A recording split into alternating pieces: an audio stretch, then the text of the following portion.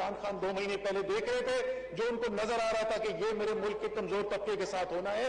تو اس کے باوجود کہ مثال صرف اگر میں امریکہ کی لے لوں کہ ایک دن کے اندر تقریباً 2500 سے 3000 لوگوں کی موت واقع ہو رہی تھی، 40 ریاستوں نے امریکہ کے اندر یہ فیصلہ کیا کہ انہوں نے لاک ڈاؤن کے اندر نرمی کرنی ہے اور لوگوں کو واپس روزگار پر جانے کا موقع دینا ہے. اب ہم نے یہی جو ہماری سوچ تھی، پاکستان کے ہم نے اعداد و شمار سامنے رکھے، کس طریقے سے پاکستان میں یہ وبا پھیل رہی ہے اس کو سامنے رکھا، اور اپنے صورتحال کو دیکھ کے، یہ میں پہلے بھی بول چکا ہوں، اس بات پہ ہمیں کوئی شرمندگی نہیں ہے، ہم مغرب کی اندھی تقلید نہیں کرتے ہیں صرف اس لیے کہ کوئی چیز یورپ میں ہو رہی ہے، برطانیہ میں ہو رہی ہے، امریکہ میں ہو رہی ہے، ہم آنکھ بند کر کے نہیں کریں گے. اور میں آپ کو بتاؤں گا کہ کن لوگوں کی مدد سے ہم فیصلے کر رہے ہیں، اور آپ کو فخر ہوگا، بحیثیت قوم فخر ہوگا کہ پاکستان کے اندر ورلڈ کلاس ایپیڈیمولوجسٹ بھی موجود ہیں، یعنی وبائی بیماریوں کے امراض کے جو ایکسپرٹس ہیں وہ بھی موجود ہیں، اور world class data scientist, artificial intelligence کے ایکسپرٹس بھی موجود ہیں. ان کی مدد سے ہم یہ کام کر رہے ہیں. آگے اب ہمیں بڑھنا ہے.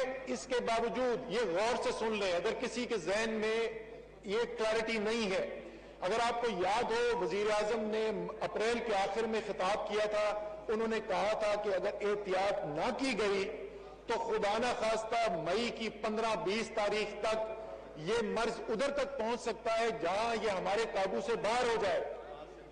اچھی بات ہے، اللہ تعالیٰ نے کرم کیا، پاکستانیوں نے اپنی ذمہ داری کا احساس قبول کیا، اور آج وبا بڑھ گئی ہے، کیسز بڑھ گئے ہیں، اموات بڑھ گئے ہیں، لیکن ہمارے قابو سے باہر نہیں ہوئے. آج بھی پاکستان کے اندر پچھلے میں 11 دن کی آپ کو اسپیکر صاحب اگر اعداد و شمار بتاؤں، پچھلے 11 دن میں اوسطاً پاکستان میں کورونا کی مرض سے لاک ہو کر 32 لوگ ہلاک ہوئے ہیں. افسوسناک بات ہے، لیکن پھر وہی موازنہ یورپ میں جہاں ہزاروں لوگ ایک ایک دن کے اندر موت ہو رہی تھی، ہم اس سے بہت پیچھے ہیں، اور کوشش یہی کرنی ہے کہ پیچھے ہی رکھنا ہے. تو اسی طریقے سے میں آپ کو بتا رہا ہوں کہ جب مئی کے آخر میں پہنچیں گے، جب جون میں پہنچیں گے، تو کیسز جتنے آج ہیں اس سے زیادہ ہوں گے، ہسپتال میں جتنے لوگ آج ہیں اس سے زیادہ ہوں گے. بدقسمتی سے ہو سکتا ہے کہ اموات بھی آج سے زیادہ ہو رہی ہوں، لیکن آج بھی پھر میں وہی بات دہراؤں گا، کوئی ہمارے پاس شواہد اس وقت موجود نہیں ہے کہ خدا نہ خواستہ یہ وبا اتنی تیزی سے آگے پھیلے گی کہ اس کی وجہ سے ہمارا یا تو صحت کا نظام مفلوج ہو کر رہ جائے، یا ہماری ایسی صورتحال پیدا ہو کہ یہاں پر اموات اس سطح پر پہنچ جائے جو قوم جو ہے اس کو برداشت نہ کرے. یہ سامنے رکھتے ہوئے کہ وبا نے پھیلنا ہے، ہم نے آگے کیسے جانا ہے، لوگوں کو روزگار بھی دینا ہے، لوگوں کی معاشی بدحالی جو ہے اس کو بھی حل کرنا ہے، اور ساتھ ساتھ اس وبا کے پھیلنے کو روکنے کی کوشش بھی کرنی ہے. تو کیا کرنے کی ضرورت ہے؟ پہلی چیز جیسے میں نے آپ کو کہا جس پہ ہم کام کر رہے ہیں کہ اس وبا کی پروجیکشنز، ڈیزیز پروجیکشنز کیا ہیں، اور جیسے میں نے پہلے عرض کیا وہ epidemiologist, world class data scientist, artificial intelligence کے ایکسپرٹس کے ساتھ کل بھی ہمارا ان کے ساتھ بڑا تفصیلی جائزہ ہوا. اس کو سامنے رکھتے ہوئے پھر ہم یہ دیکھتے ہیں کہ ہمارے صحت کے نظام کے اندر اور بہتری کرنے کی کیا صلاحیت بڑھانے کی ضرورت ہے. اسی کو سامنے رکھتے ہوئے ابھی تک بھی کام ہوا ہوا ہے. میں صرف اگر آپ کو ایک چیز کی مثال دے دوں کہ ہمارے ہاں صرف 2 لیبارٹریز تھی پاکستان میں مارچ کے وسط میں، اس کے بعد 4 ہو گئی تھی جو کورونا کا ٹیسٹ کر سکتی تھی. آج الحمدللہ 70 لیبارٹریز ہیں پاکستان میں جو یہ ٹیسٹ کرنے کے لیے ان کے پاس اکوپمنٹ بھی موجود ہے اور ان کے پاس لوگ بھی موجود ہیں. 15 مارچ کو 473 ٹیسٹ کیے گئے تھے پاکستان میں، آج 13,500 ٹیسٹ کیے گئے ہیں، 13,500 سے زیادہ. میں مطمئن نہیں ہوں، میں اس سے بھی زیادہ بڑھانا ہے. اسی طریقے سے این ڈی ایم اے کو ہدایات دی گئی تھی کہ آپ نے وینٹیلیٹرز خریدنے ہیں. ہم آگے تیاری کرنا چاہتے تھے کہ ایسا نہ ہو کہ وینٹیلیٹر زیادہ بڑھ جائیں، تو ہم نے 1000 سے زیادہ وینٹیلیٹرز، اس میں سے کوئی تقریباً 200 کے قریب آ چکے ہیں، باقی جو ہے پائپ لائن کے اندر ہے. 1000 سے زیادہ وینٹیلیٹرز کا اضافہ کیا جا رہا ہے. لیکن جو سب سے نادر چیز جو ہمارے صحت کے نظام کے اندر ہے وہ ورکرز ہیں، وہ صحت کے ورکرز ہیں جنہوں نے اس بیماری کا مقابلہ کرنا ہے، جنہوں نے ہسپتالوں میں کورونا کے مریضوں کی دیکھ بھال کرنی ہے. تو 2 پروگرام لانچ کیے جی حکومت نے. ایک میں 1 लाख सेहत के वर्कर्स, डॉक्टर्स, पैरामेडिक्स, नर्सेस को ट्रेनिंग दी जाएगी कि पीपीई जो उनको प्रोवाइड की जा रहे हैं, जो इक्विपमेंट उनको दिया जा रहा है, उसका सही इस्तेमाल क्या है। क्योंकि हमें यह भी पता चला है कि कुछ हमारी डॉक्टर्स को ये या पैरामेडिक्स को मर्ज लगा है क्योंकि वो सही तरीके से इस्तेमाल नहीं कर रहे। सो 1 लाख वर्कर्स की ट्रेनिंग की जा रही है। इसी तरीके से सबसे ज्यादा जो सीरियस मरीज हैं वो आईसीयू जाते हैं, इंटेंसिव केयर यूनिट जाते हैं। 5000 इंटेंसिव केयर यूनिट के वर्कर्स की, डॉक्टर्स की, पैरामेडिक्स की स्पेशलाइज्ड ट्रेनिंग की जा रही है।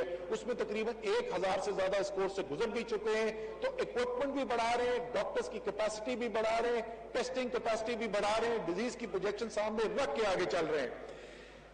लेकिन जैसे मैंने कुछ दिन पहले भी कहा था, इस सबसे ज्यादा अहम किरदार आपके, मेरे, डॉक्टर्स के किरदार से भी ज्यादा अहम जो है वो किरदार है एक आम पाकिस्तानी का, एक पाकिस्तानी शहरी का। जब तक हम हिफाजती तदाबीर पर अमल करते रहेंगे, अल्लाह ताला ने जिस तरीके से हम पर करम किया है, दूसरे ममालिक की तरह यहां पर तबाही नहीं फैली, इंशाअल्लाह ताला पाकिस्तान में भी नहीं आएगी। मैंने ये भी सुना है कुछ लोगों को इतराज करते हुए, खास तौर पे कुछ अंग्रेजी के अखबार वाले जो है वो कहते हैं जी इनकी तो उम्मीद जो है, इनकी स्ट्रेटेजी ये होप न प्रेयर। हमें इसमें कोई शर्म नहीं है कि हम अल्लाह ताला से मदद मांगते हैं और अल्लाह ताला को रुजू करते हैं क्योंकि उसके फैसले अटल होते हैं। इसका मतलब ये नहीं कि हम हाथ पर हाथ रख के बैठे हैं, उसमें तो कोई शक नहीं है। वो मैंने आपको बता दिया कि हम क्या कर रहे हैं, लेकिन साथ साथ अल्लाह ताला से दुआ भी करते रहना चाहिए। और सबसे मैं ये दरख्वास्त करूंगा कि आप भी करें। सो अगर हम इन तदाबीर पर अमल करेंगे, सबसे अहम चीज ये। दूसरी चीज हेल्थ केयर सिस्टम के बिल्डअप, वो मैंने आपको बता दिया। तीसरा इसका हिस्सा जो है जिसको हम टेस्टिंग, ट्रैकिंग, क्वारंटीन का निजाम कहते हैं, टेस्टिंग की मैंने आपको बात कर दी।